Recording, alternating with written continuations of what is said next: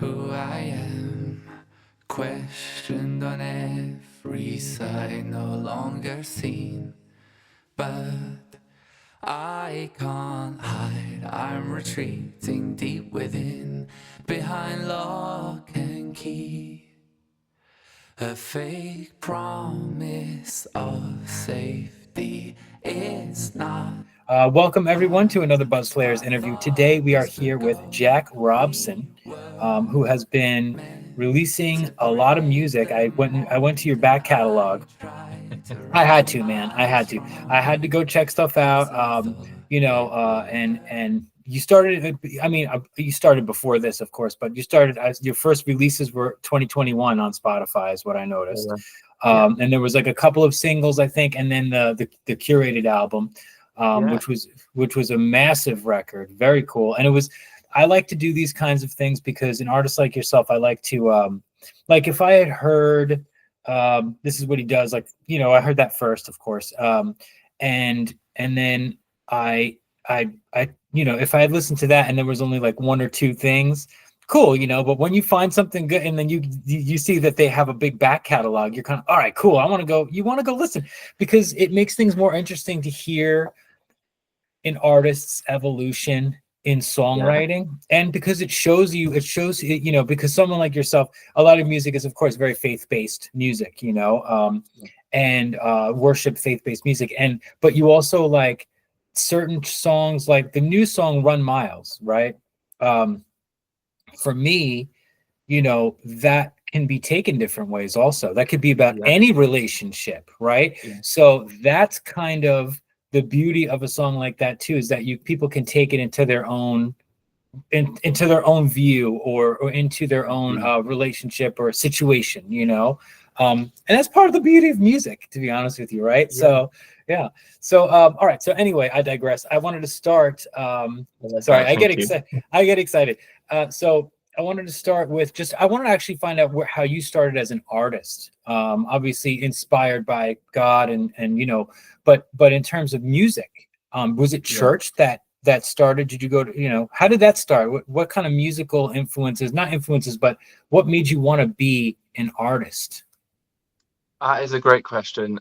So the faith element to my life only really came in when I was 14, Mm. nearly turning 15, and then I only really got involved in quote unquote church music when I was about 17, 18. But there was a Oh, whole history to music before that. So right. from when I can remember, music was in the house, and my parents had put a recorder in my hand from like days that, the beginning really. I can remember music, and then I was wanting to learn, I was wanting to play, and so at age 6 they started me on classical guitar, and then Age 6? um age 6, yeah, which was a Wow. joy. I loved that. And I look back on young Jack now, and I think he was so much more proficient at this thing called music than Jack today, because of Well, so many things. But yeah.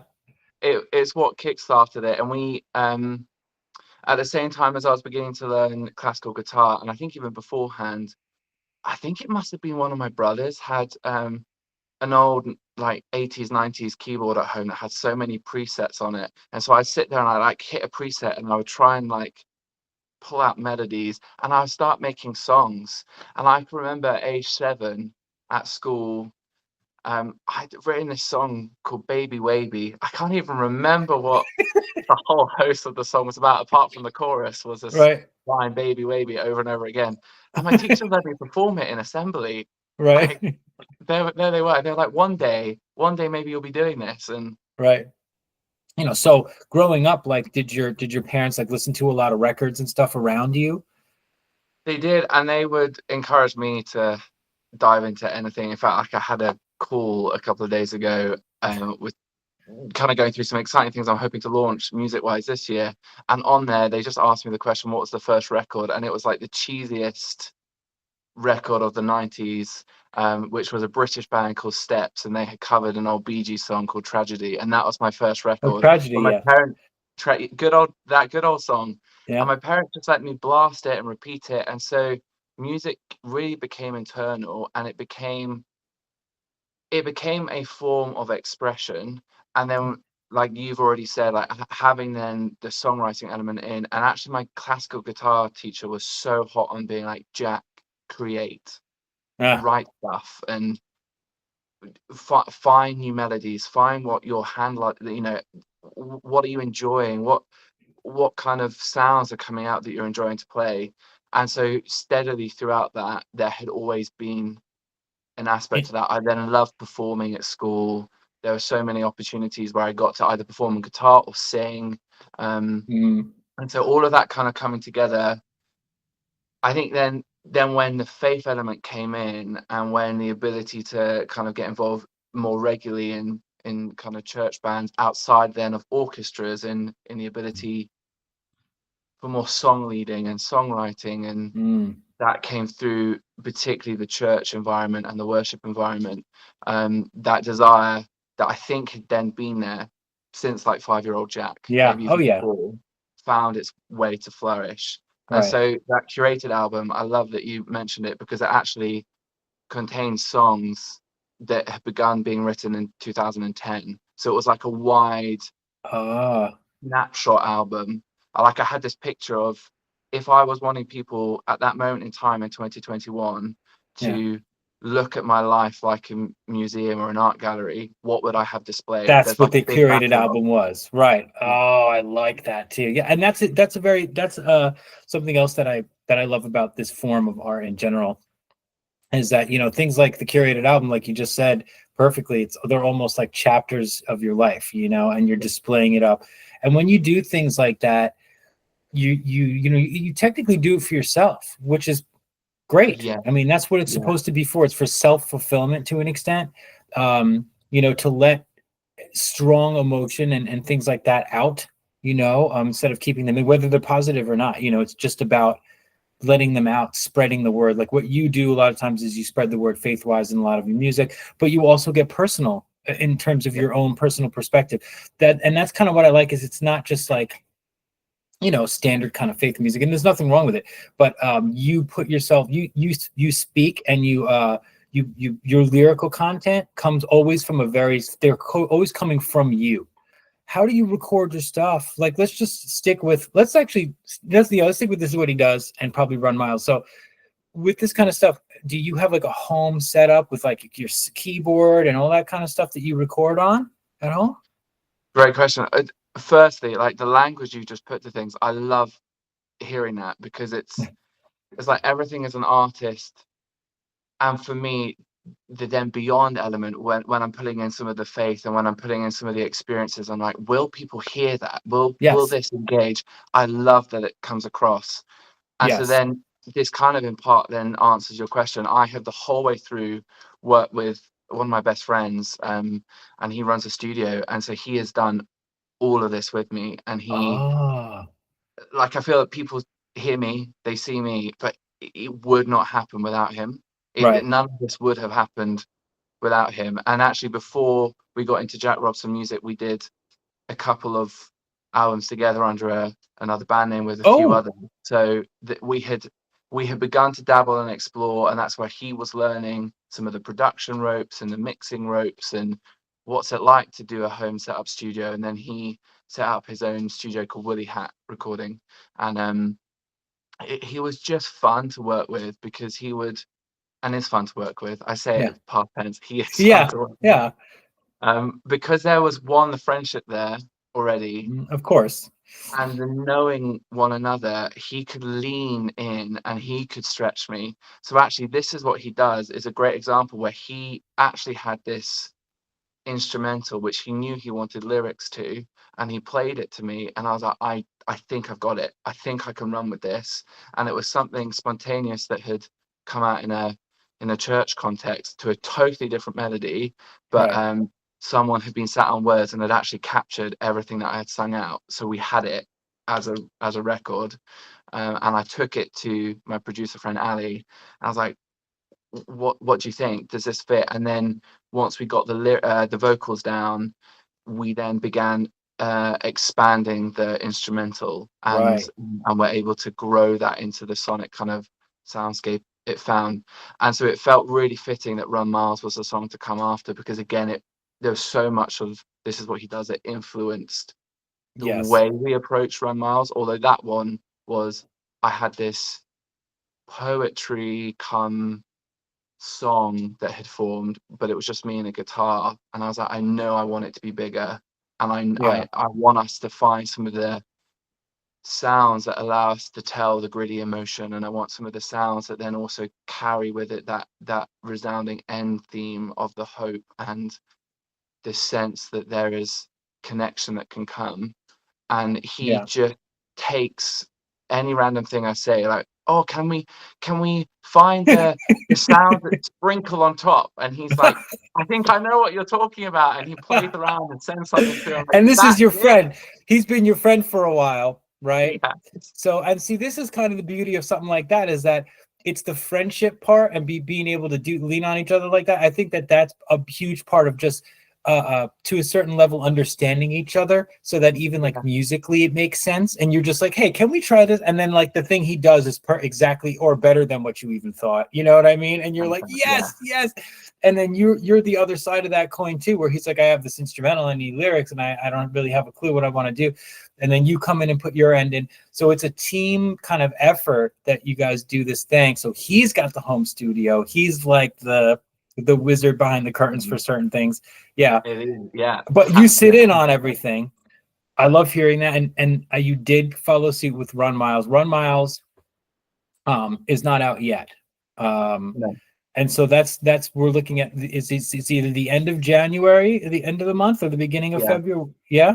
31st of January, yeah. 31st? Yeah. Oh, there's a third. I didn't even know there was a 31st in this month. Okay, so the 31st of January, and that's going to be released as a single. Do you have artwork for that yet? I do, yes. Which my wife designed. Oh, more teamwork. More teamwork.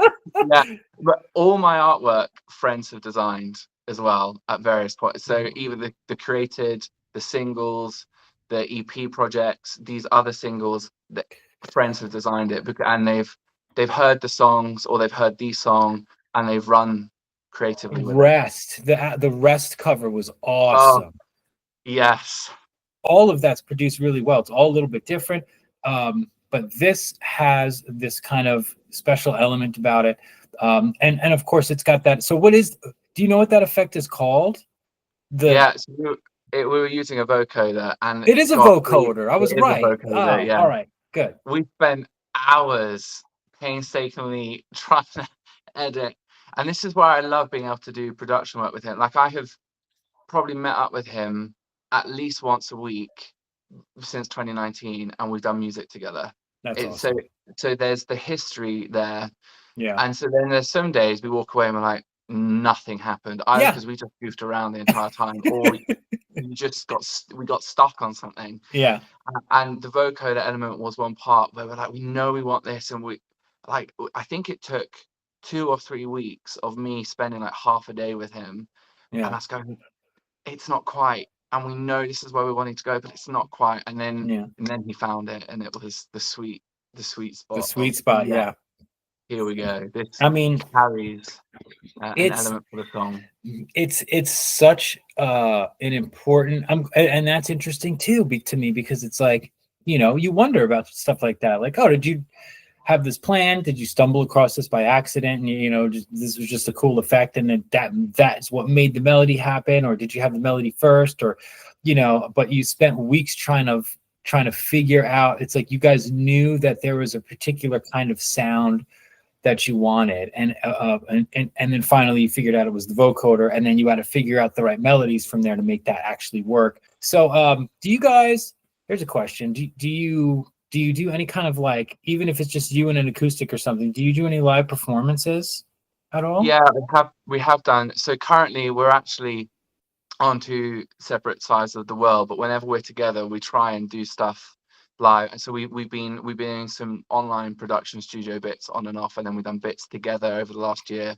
Right. And so we've done music together since 2012 in various forms. So he initially was in my band in church. He is phenomenal, i.e. he's one of those musicians that you can give an instrument and he will play it. He's like the mind-blowing talent. So it was from those days of going, oh, there's like this guy's got something musically, and then we had our, you know, our mutual story together in Yeah, terms of playing music together, yeah. and it being so connecting in terms of it being worship and faith based. Mhm. And so from that point, we've had so many sweet moments. We've led worship at some festivals and conferences before, but then in and around our joint hometown together, we've had the opportunity of doing some small sets, one at a big town festival, and in various places where sometimes it was just me and a guitar and him on the keys. Sometimes we were able to have a bigger band around us, made up of people that have featured on other songs as well. So Right. it's always been a joy to do music live with him, and I feel whenever we get in a room, we want to pull the instruments out, or we want to work on something together, because it's been an expression form, whether that is in a studio context or a living room context, Right. or on a church on a Sunday morning, It's all the or same. Yeah. it's all the same for us, and it Yeah. it flows from the same place for us. And I think we Exactly. find we show up with ourselves, and to us, we're showing up with a very conscious sense of the presence of God with us, that it's Yeah. that flow that we can kind of flow in and out of one another.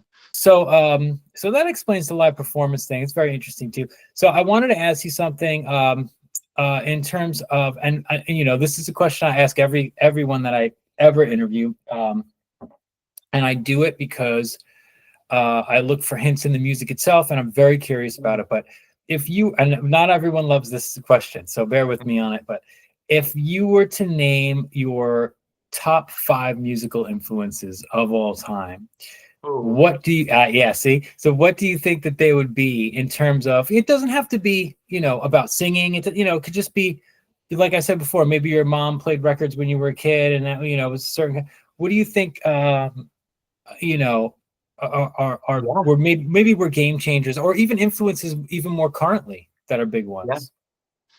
Um, so a historic one. So part of what has influenced both my faith journey and my music now is my mum sadly died when I was 11. So that Oh, threw sorry. the whole journey up within me, but it Yeah, meant I really treasured her music, because it is what was a reminder to me of her. And yeah. like the song that she would so regularly play was, well, actually, albums she would regularly play were albums by Tina Turner. But there was one song in particular, it's like Simply the Best. And so I Oh, would regularly listen to Tina Turner. It great was song, great artist. a Yeah, great, exactly, yeah, fantastic song, fantastic artist. And one, it became a way that for me to still have some level of a connection, that I could mhm, listen to the stuff that evoked emotion in her, meant stuff to her, and so it carried a whole new meaning for me. But yeah. two, like Tina Turner pours herself into those songs. You gave me that one because it's a different kind of influence than I was expecting. So thank you for that piece of info. Yeah, you didn't My have to share pleasure. that. I appreciate you sharing that. Yeah, Thank you. So I would definitely say that is one of childhood and still today. Like I yeah, can, well, in fact, the way things happened, and the day my mum died, I actually had a swimming gala later that day, and I really actually wanted to show up for it. And in the middle of the swimming gala, that song came on. I was just like, I was floored. It hit me, but it stuck with me. yeah. Almost 20 years on, it'll be Oh 20 years yeah, of February since my mother died.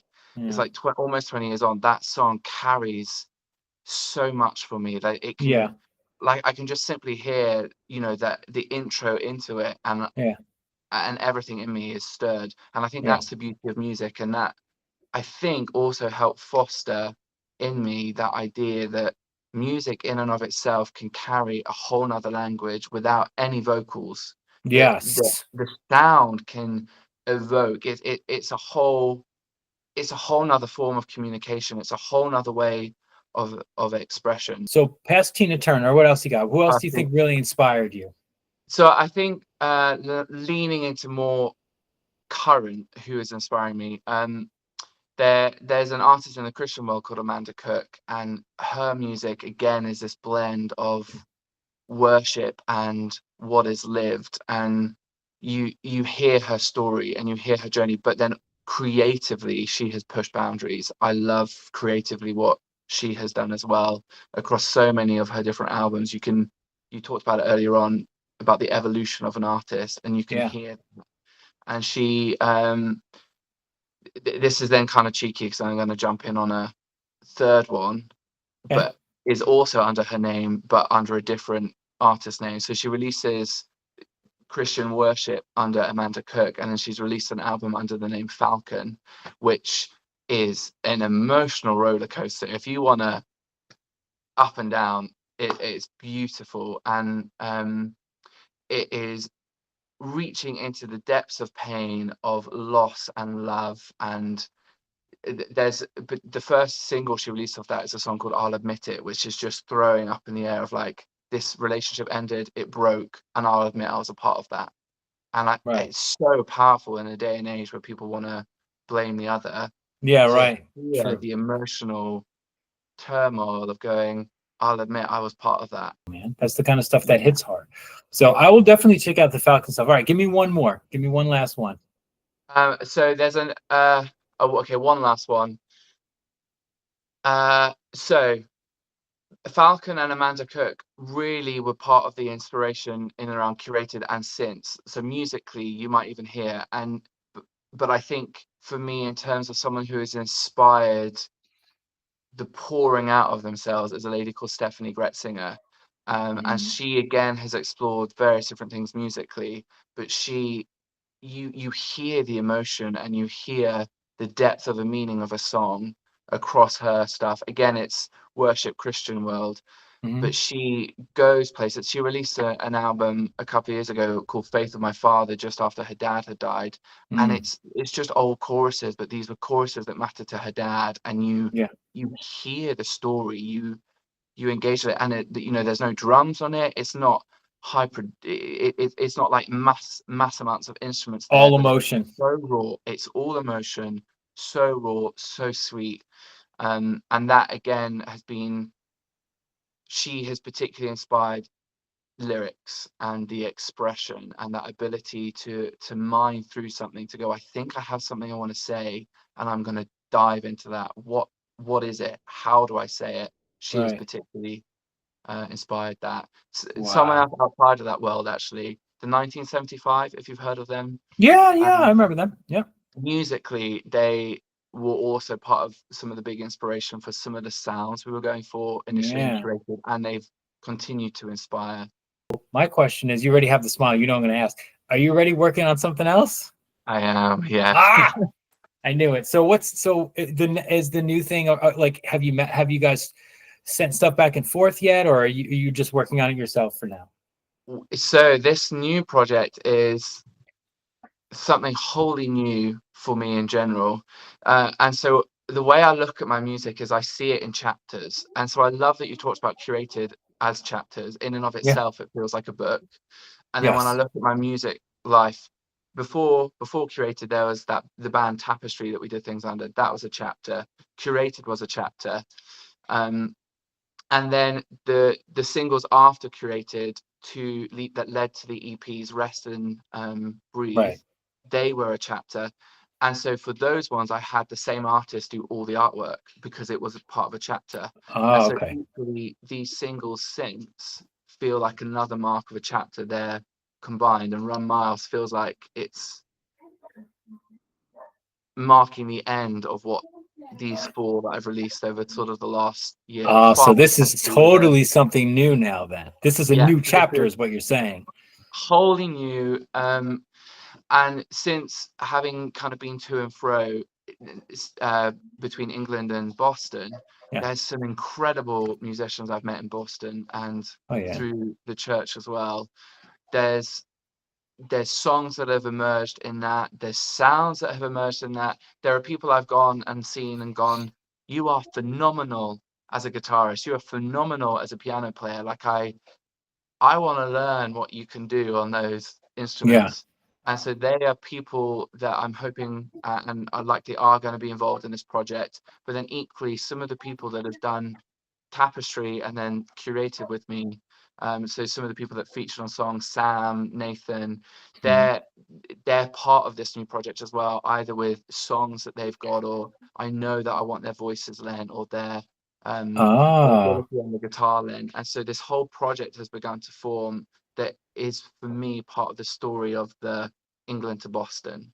It's right, exploring the, this phrase, if you can't see far, go as far as you can see. What happens when you step out and you take risks, and you have no idea if the thing you're going to step on is actually going to support you or not? You have no right, idea if, as you start on a road and it's misty, you have no idea if the town is waiting for you, but you right. go. And um, I 2 days ago, I got the joy of getting to announce this to my nearest and dearest in a way that I've never done before. That has really tethered the project down, where I've released the vision for it of this, of songs that are expressing faith, and songs that are expressing taking the risks, and songs that are expressing entering a new country as such. What's it look like to go out onto the open road? And so it's songs that are wrestling with the themes of the unknown, wrestling with the idea of beholding, wrestling with the idea of trusting, wrestling with the idea of letting down control. There's so much of this that is um, that started life off as poetry. There's so much of this that has been almost lifted straight out of the book of Psalms, from the Bible. So much of the wrestling that some of the Psalms would deal with, that I was like, I see myself in that. How do I capture that in my songwriting and in my storytelling? So it's forming. There's not a definitive album list as such to it yet. In fact, there are far too many songs currently as it is, so it's going to have to be whittled down. But this is then the joy of my friend in the UK. He's actually on sabbatical right now, which has Hmm. helped force some other connections in a beautiful way. But when he's off it, he's going to jump back in, production wise, and then doing the mixing. But we're going to work with a studio, with a couple of other studios this time, and get people's voices lent on it, get people's sounds that they can create on guitar, programming, even the way they can program the drums. I'm longing to see what this picture looks like, because then the other phrase I've had with it has been an invitation to a table. This sense of, again, I'm pulling from a story in the Bible, but we've just had Christmas, and the idea of the king seeing the star is very much that idea of, I see something, it's far off, but I just know I have to go there. And so there are Yeah, songs that are of that, of the journey, of what's it actually look like to walk through, that actually the walking through is often more precious than the destination. right. It's that learning, that experience. And for me, the learning and the experience has taught me about the table. It's taught me about there's an invitation to come and sit and to feast with people, that there are people that love you and are for you and support you, and that is part of the journey. Is you don't do it Yeah, alone, you do it together. So it's like, what are the places, who are the places set for at the table, what are the dishes being served? And that's kind of a little what this album looks like. It's, what are the dishes that are going to be served? What's the meat? What's the side dish? this is deep, man. This is Yeah, existential what's the stuff. spice? What is going to be in that mix? And it cannot happen without. I love the American potluck. It cannot happen without everyone bringing their dish. So this does indeed sound like a new big chapter. So I'm very excited to hear it, man. Dude, thank you for doing this. Thank you. Thank I you for having appreciate it. me. No, dude, you've been great. You've been awesome. So just to reiterate for people that are watching this, this is what he does is out now. Jack Robson, he's got a whole slew of releases, singles, albums, and a couple of EPs that are ridiculous. Rested is super good, and then so is Curated, by the way, as well. Curated was really good too. But he's got Run Miles coming out. Run Miles is coming out on January 31st, so it's only 21 days from right now. And this is for me. So it's the closing of a chapter for Jack, Yeah. but for me, you know, it also for the stuff that you've been releasing as of the recent stuff. I think that this is like the pinnacle of that stuff, in my opinion. I was lucky enough to get privy to hear the track early, but but this has been an absolutely wonderful interview, man, and I appreciate you. Thank you so much for sharing all the stuff you did, dude. Miles from you, 'cause I thought it would hurt less. Bleeding, hurting, broken. The pain is ever potent. I gasp for air, I cling in despair.